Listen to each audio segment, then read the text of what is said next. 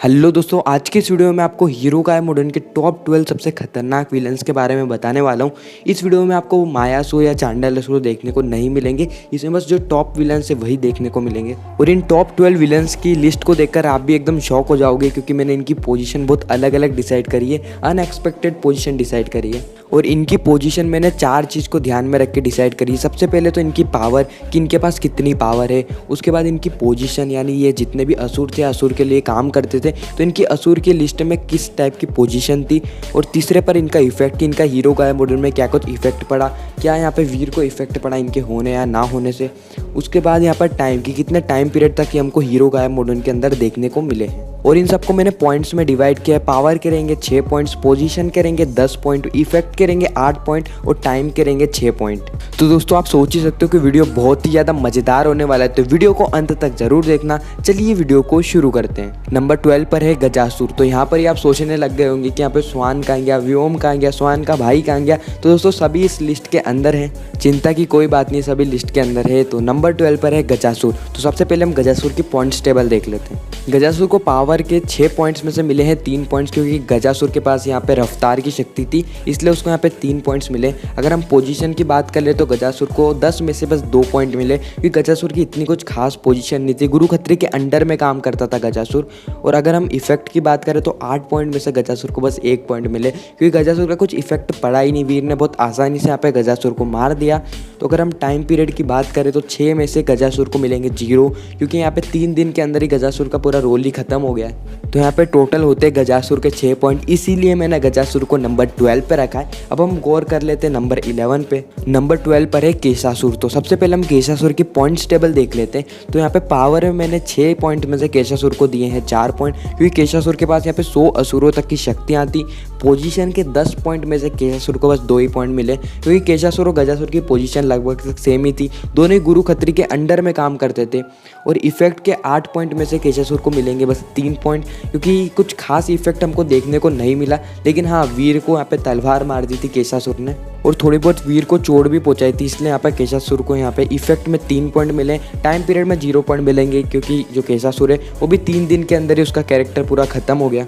और टोटल केशासुर के होते हैं 9 पॉइंट, इसलिए यहाँ पे केशासुर नंबर 11 की पोजीशन पे आ जाता है। और ये पूरे जो पॉइंट है वो 30 में से डिसाइड हो रहे हैं। नंबर 10 पर है स्वान का भाई, जिसका असुरी नाम शायद तक प्रकाशुर है। इसका असुरी नाम तो नहीं मालूम, क्योंकि हम इसको ज़्यादातर स्वान का भाई बोलते थे, क्योंकि स्वान का भाई है। तो सबसे पहले हम स्वान के भाई की पॉइंट्स टेबल देख लेते। तो यहाँ पे पावर में से 6 पॉइंट में से यहाँ पे स्वान के भाई को मिले 4 पॉइंट, क्योंकि जो स्वान का भाई था वो अपने आप को 3-4 असुरों में तब्दील कर लेता था, यानी अपने ही डुप्लीकेट बना लेता था। पोजीशन में बस 2 ही पॉइंट मिलेंगे, क्योंकि इसकी भी कुछ खास पोजीशन नहीं थी असुरों के अंदर। और अगर हम यहाँ पे इफेक्ट की बात करें तो यहाँ पे थोड़ा बहुत इफेक्ट हमको देखने को मिला है स्वान के भाई से, इसलिए यहाँ पे 3 पॉइंट यहाँ पे इफेक्ट में मिलेंगे। और टाइम पीरियड की बात करें तो यहाँ पे अच्छा खासा टाइम पीरियड हमको देखने को मिला है स्वान के भाई का।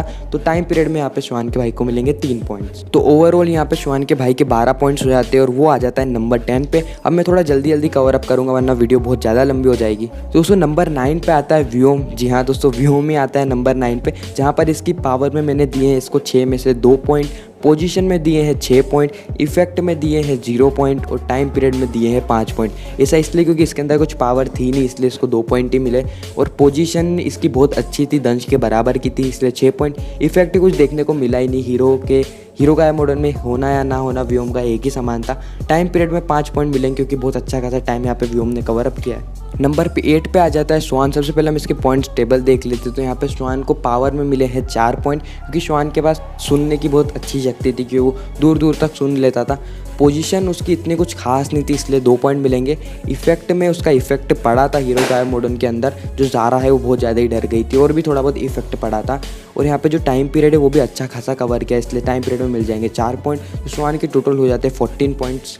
नंबर 7 पे आ जाता है ज्वालासुर। इसकी पॉइंट्स टेबल में मैंने इसको पावर में दिए हैं 5 पॉइंट्स, क्योंकि पावर इसके पास बहुत अच्छी खासी थी। साथ ही साथ इसकी पोजीशन भी अच्छी थी, इसके अंदर ही बहुत सारे असुर काम कर रहे थे, गजासुर केशासुर। तो इसको पोजीशन में मिले हैं 4 पॉइंट्स। इफेक्ट भी इसका बहुत अच्छा खासा पड़ा है, सारे जो मुंबई के लोग हैं वो डर गए थे। साथ ही साथ वीर को भी यहाँ पे बहुत ज़्यादा टाइम लगा था यहाँ पे गुरु खत्री को पहचानने में कि यही ज्वालासुर है, इसलिए इसको मिलेंगे इफेक्ट में 6 पॉइंट्स। टाइम पीरियड भी अच्छा खासा कवर किया, इसलिए 4 पॉइंट। टोटल हो जाते हैं यहाँ पे ज्वालासुर के 19 पॉइंट।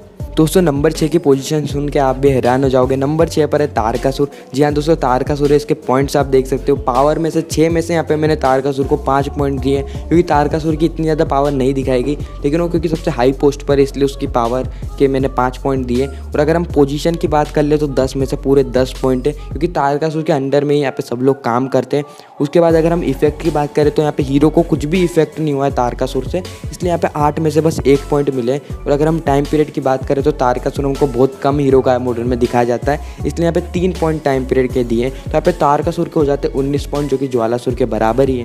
दोस्तों यहाँ पे नंबर 5 पे आ जाती है मायावनी। जी हाँ दोस्तों, मायावनी की सबसे पहले हम पॉइंट्स टेबल देख लेते हैं। तो 6 में से मैंने पावर दिए हैं 5, क्योंकि मायावनी के पास ब्रह्म की शक्तियाँ थी। पोजीशन मायावनी की इतनी कुछ खास नहीं थी, फिर भी 10 में से मैंने 5 पॉइंट्स दिए हैं।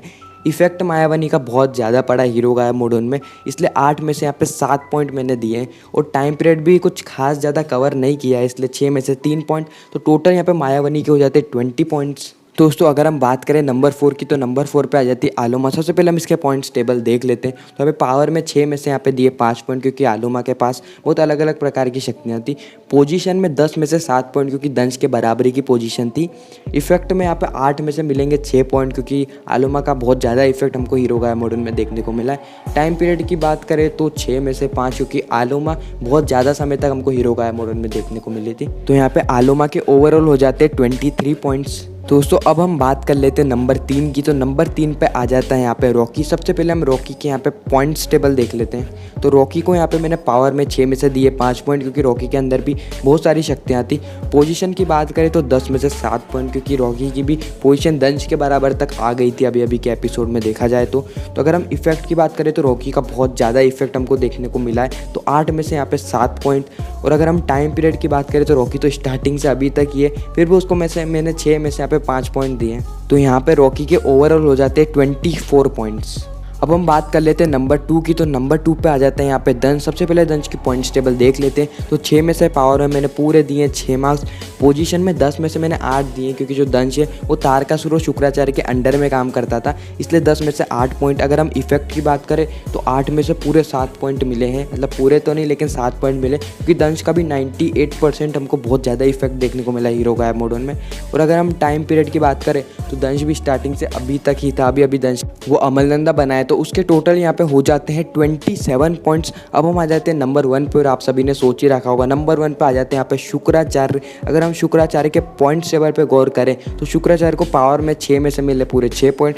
पोजीशन में 10 में से मिले हैं 9 पॉइंट। 9 इसलिए क्योंकि वो तारकासुर के अंडर में काम करते थे, हालांकि अंडर में नहीं करते थे, लेकिन उनका जो एटीट्यूड है वो तारकासुर से थोड़ा सा ढीला हमको दिखाई देता था। तो अगर हम इफेक्ट की बात करें तो 8 में से पूरे 8 मार्क्स मिलेंगे इफेक्ट के। टाइम पीरियड में भी 6 में से पूरे 6 मार्क्स मिलेंगे। तो यहाँ पे शुक्राचार्य को 30 में से पूरे 29 मार्क्स मिलेंगे। सॉरी 29 मार्क्स नहीं, 29 पॉइंट्स मिलेंगे। तो शुक्राचार्य यहाँ पे आ जाते हैं नंबर 1 की पोजीशन पे। दोस्तों आपको ये वीडियो कैसी लगी, और अगर आपने वीडियो यहाँ तक देखी है तो सबसे पहले आपको हैप्पी फ्रेंडशिप डे। आप अपने बेस्ट फ्रेंड का नाम कमेंट में ज़रूर लिखना, और ये वीडियो अगर आपको अच्छा लगा हो तो वीडियो को लाइक कर देना, और ये वीडियो को भी अपने बेस्ट फ्रेंड के साथ शेयर करना जो हीरो गायब मोडन देखता है। और सबको बोलना है कि हीरो गायब मोडन को रोज़ रात 8 बजे ही सब टीवी पे देखना ना भूलें। तो बस आज की वीडियो में इतना ही। वीडियो अच्छा लगे तो लाइक कर देना, चैनल को सब्सक्राइब कर देना। अब हम मिलते हैं आप सभी से किसी नेक्स्ट इंटरेस्टिंग वीडियो में, जब तक के लिए गुड बाय।